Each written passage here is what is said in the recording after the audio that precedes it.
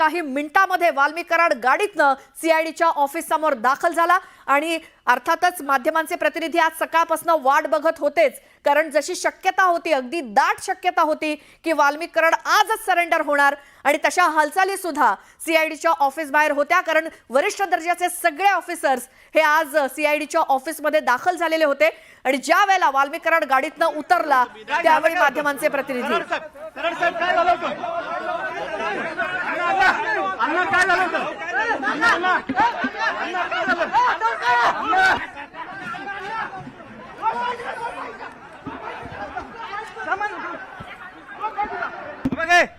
आले आले भाऊ काय झालं वाल्मिक काय झालं भाऊ काय झालं होतं भाऊ तुम्ही काय झालं काय होतं कराड साहेब काय झालं होतं अण्णा काय झालं होतं अण्णा काय झालं